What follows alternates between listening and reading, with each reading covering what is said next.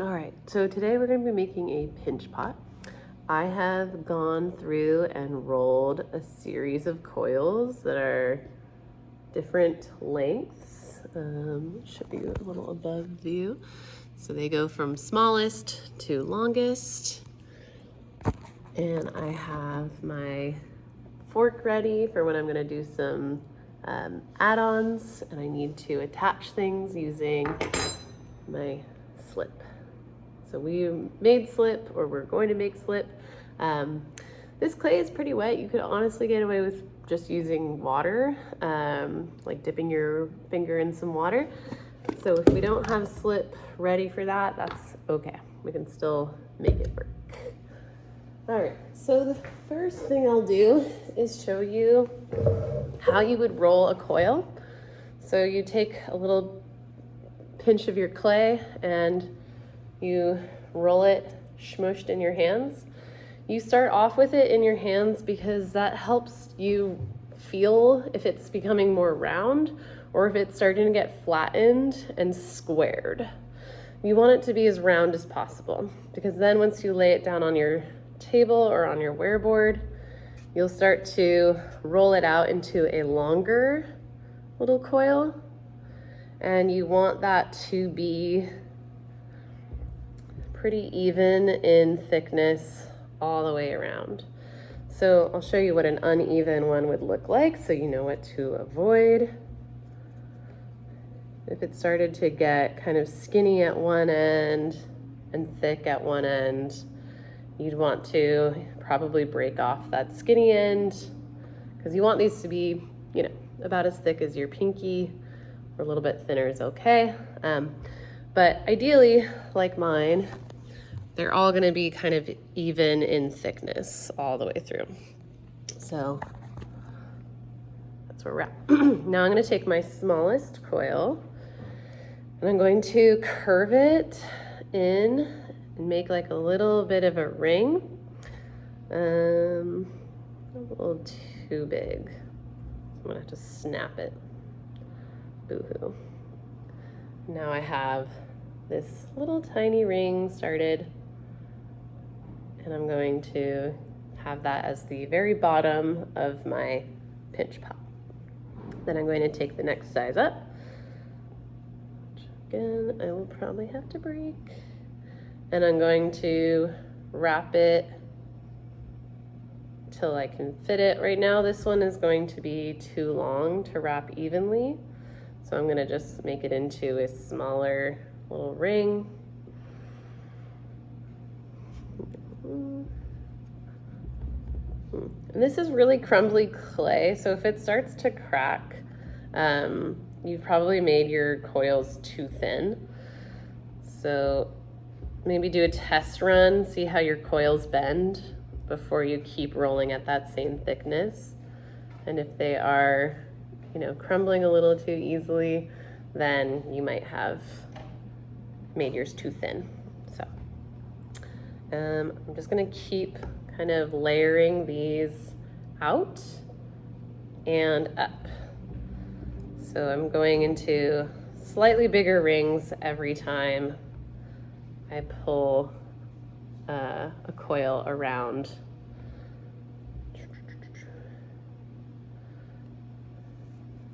So I'm wrapping it around. It's touching that coil section that's right below it.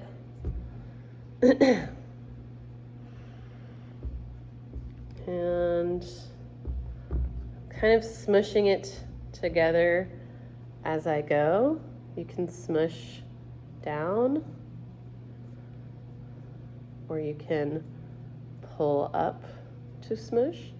My clay on top of these little coils is a lot thicker, so it does make more sense for me to push it down to help unite it. And this is just the beginning, so it's gonna look a little bit rough to begin with, but I'm just trying to build up more and more mass before I start smoothing it down. So I'm just gonna keep adding my coils in bigger sizes. That one's too small. That one is also too small. We might have to go up a level. Yeah, there we go. So, show you what too small would look like. Too small is if it doesn't connect again, right? So if it doesn't wrap all the way back around, then you could technically pop in a little extra segment like that, but I don't want to do that. So I'm just going to choose a slightly longer coil from my pre-roll section, and I'm just going to add it on top. And I want them to be bigger, like longer than the one that was just there, because I want this to start widening out.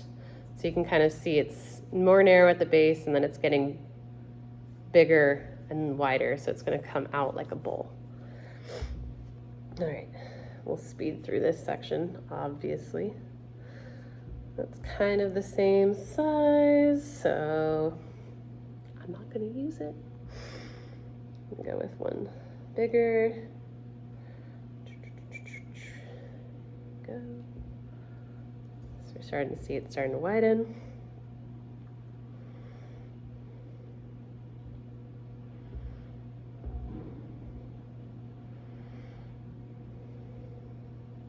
And a good idea is to not have your like connection line in the same place every time, like I was starting to do, because that will create a like place of weakness, because that means this is where the joinery is happening every time.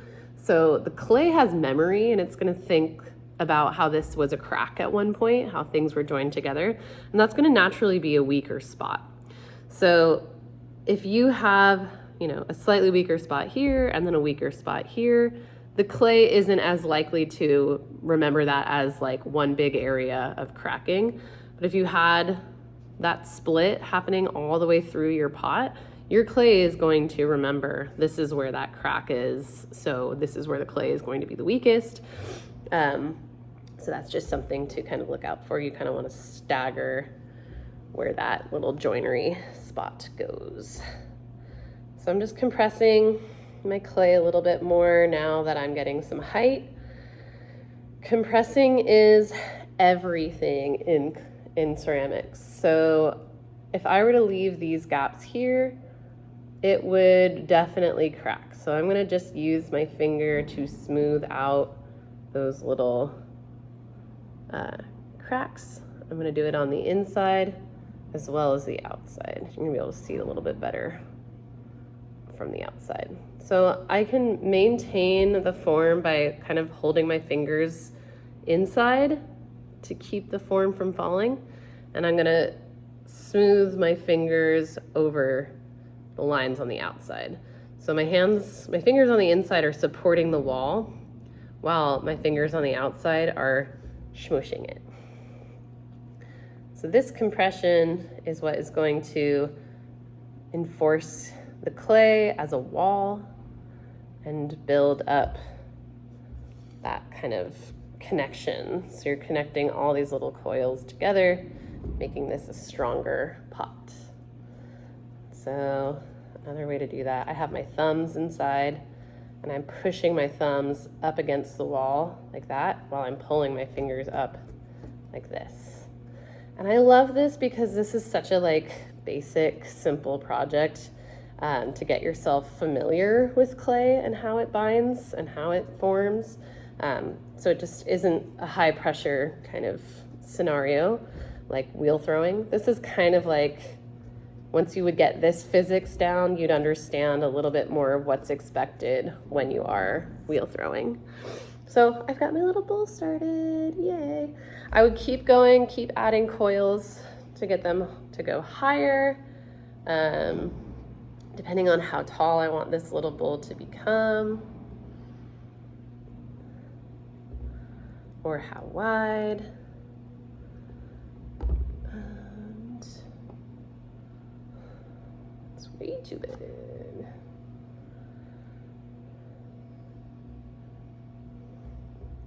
And then once I have gotten high as I want, Smoothed everything out. I've made myself a nice little bowl. I'm going to create handles, and I'm going to create some kind of little fixture that goes on top of it. Like I'm gonna make a star, and I'm gonna put it right here in the center.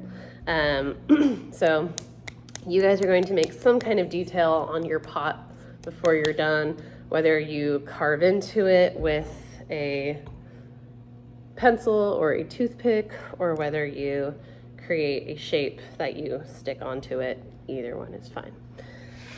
So I'm going to do that right now. Taking a little bit of my clay.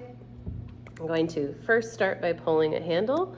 The secret for that is you are kind of rolling a coil, but not quite as thin.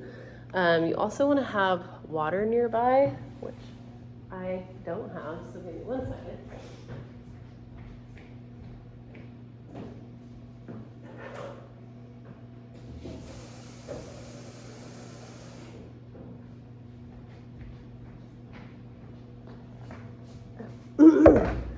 So to pull a handle, I don't need that giant bowl right there. I'm going to just get my hand pretty wet, and I'm going to roll this little slug of clay. Usually you want to start off bigger than you would think you'd need, because it's easier to remove than it is to add on, right? So I'm making my clay really smooth, right? I'm kind of trying to get rid of any cracks. I might have to re-wedge it a little bit. And then you're kind of making like a little stump or a little carrot shape with your clay. And then you get your hand wet and you hold on to the thicker edge of your clay, right? I got my wider part where my fingers are pinching it. And then I'm going to get my wet hand. I'm going to start pinching with the top part and pulling while I pinch with the other lower hand. And I'm trying to kind of do an even pull, which is really hard to see on a video. But this is also something that's really simple and basic, so we don't have to sweat it too much. You can do this as many times as it takes to get one that you really like. You can borrow more clay if you need to. And you don't want to go too super thin with this. Like that's starting to get to be a little too thin. You don't want it to be thicker than your pinky, but you also don't want it to be thinner than, say, definitely not as thin as a credit card. What's skinnier than a pinky but thicker than a credit card?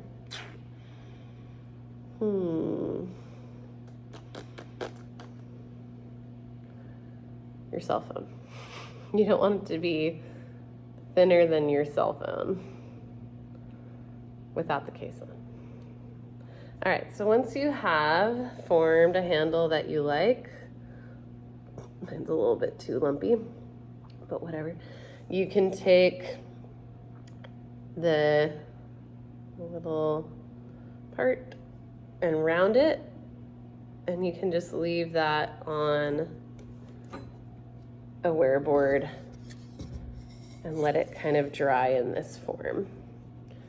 You want it to not get bone dry, but you want it to be relatively drier, maybe like leather hard. So you could leave this out for like an hour. And then once it's dried out, not completely, but just a little bit drier, it's gonna be firmer. Right now it's really plasticky, so it's going to bend a little too easily. Once it's leather hard and it's not bending as much, you would attach it to your little pinch pot. Okay, so I'm gonna let this dry out over here, and then I will show you how to create some kind of a little applique, some little stencil or thing that you're gonna slap on there. So another way of working in ceramics is to do slabs. slab rolling. So I get a nice kind of pre-flattened little pancake of clay, and I'm going to grab a rolling pin and I'm just going to roll it till it's pretty evenly flat. And again, I don't want it to be super thin. I want it to be, you know, cell phone thickness. Once I have that, and it's kind of evenly thick all the way across, I'm going to create some kind of shape. So I think I said I was going to do a star. So I might draw it out ahead of time. And like whatever you decorate with is totally up to you. I do not demand anything in particular. And if you have your own way of working on that, that's totally fine. Ooh, this is very crumbly clay. But I just want to show you this as a template if you're like, I don't have any idea where to begin. So I have just carved in a deeper cut with my toothpick. You can use a pencil, you can use a butter knife, you can use any of the tools that you find in the classroom. Just wash them really good when you're done. And then I'm going to remove the excess clay. Right, removed the excess. And now I can take my little guy off. And then I want to smooth out any cracking. So like I said, this is a really crumbly recycled clay. Other clays that you work with, like a nice store-bought clay, is going to break a lot less. And not all recycled clay is this crumbly. It's just depends on how much moisture was used when they were making it. So it's kind of more of a user error than a constant issue with recycled clay. All right, so if I had smoothed out my whole surface, right, I'm ready to put on my handle. I'm ready to add on my star to this surface. This is where my slip is going to come in handy. So I'm going to score this surface with my fork. You can do it by either doing these light stabbing motions or you can scrape. I recommend the stabbing with the fork because scraping with a fork is a little heavy. But if you're using like toothpicks, you can scrape. If you're using like a nail, you can scrape. There's all kinds of tools that people make to get a scorer. But this one is very effective. So I'm going to take this star and I'm going to score it as well. And I'm going to get it nice and aerated, right? So what you're doing is you're creating little air holes, little air pockets. And then you have your air pockets on both sides. And what this does is it creates new surface area that when you put slip, right? I just grabbed some liquid slip. When you put that liquid slip inside of those little holes, it's creating all new surface area with texture that's telling your clays to absorb that slip. And when you have that kind of absorption happening, then you're creating a stronger bond. So I'm going to just take my two little scored areas with slip. I'm going to use a lot of pressure, but not so much that I distort the shape, just enough to kind of compress and add those little guys in. And then you can clean up your slip with your finger or grab a sponge. I realize some people are not the biggest fan of how clay feels on their fingers, and I get it. So feel free to wear gloves or use sponges or tools to do the stuff that I'm doing with my fingers. But the nice thing is clay is so ancient, so malleable, so built for and by humans that like you can pretty much do all of this without the use of tools. You can literally just use your fingers. So then when I'm ready to attach my handle, this one's not ready, but I'm going to demo this way anyway. You would actually remove this top part where your fingers were holding it because it's really bulky and you don't need it. You would cut it off with a knife, and then you're going to score wherever that's gonna go for the top part and score where it's gonna go for the bottom. Then if you have enough space to score the top part, you can. And then I'm gonna do like a little side doohickey. So I'm gonna score that part too. Obviously, this one's a little too wet, so it's way too bendy. You want yours to be a little bit drier. That'll help it keep its form better. But for the sake of demoing, oh, I forgot to slip it, but this is actually very wet clay. So I think with just enough compression, I could get it to stick anyway. If your clay is pretty dry and you're trying to connect things without scoring and slipping, chances are it will be fine when it's in this like leather hard process. But once you put it in the kiln and everything dries out, that drying process also causes shrinking, and that will cause it to separate and break off. So there you have it, the most beautiful pinch pot in the entire world with a handle and a gorgeous little applique star. Good luck.